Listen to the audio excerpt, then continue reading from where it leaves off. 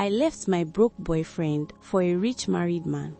I didn't leave David because I didn't love him. In fact, that boy loved me with every wounded piece of his soul.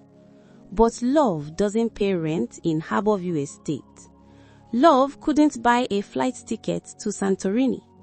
Love doesn't buy you luxury wigs or designer bags the way lucky girls flaunt every weekend. David and I once shared a thin mattress on the floor of his tiny room in Brooklyn District.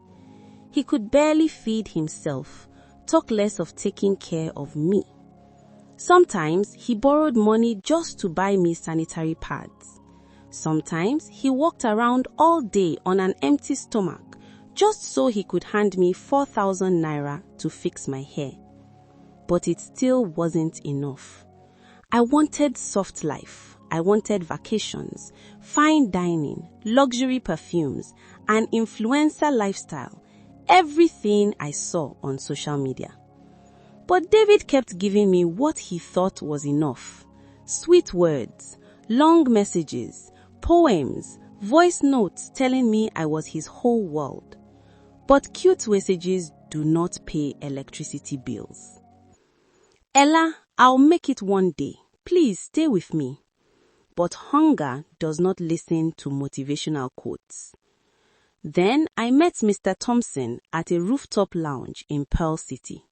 He was older, he was rich, he carried wealth the same way people carry their phone, effortlessly. His wristwatch could pay David's rent for the next 10 years.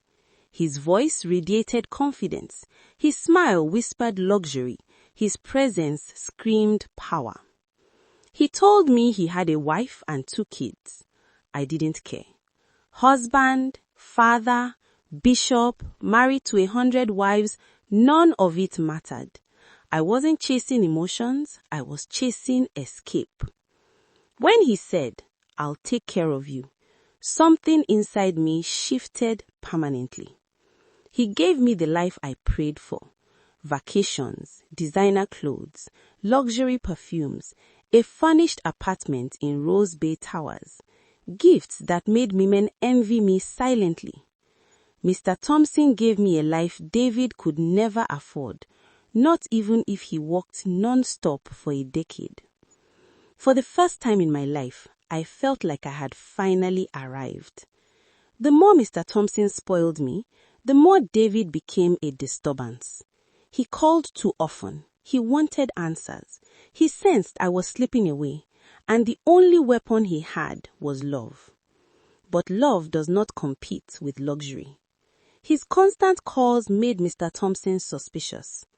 Cut him off, he warned, or I'll cut you off.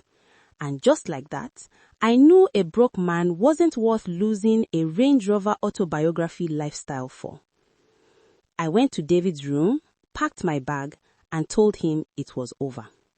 He cried, he begged, he held my hands, he asked what he did wrong, and I stood there cold-hearted, watching him shatter in front of me. I walked away without looking back.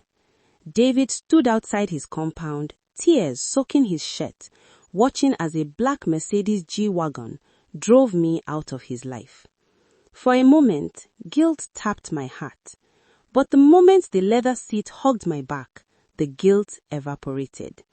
I told myself I was too beautiful to drown in poverty. To be continued. Where are you watching from?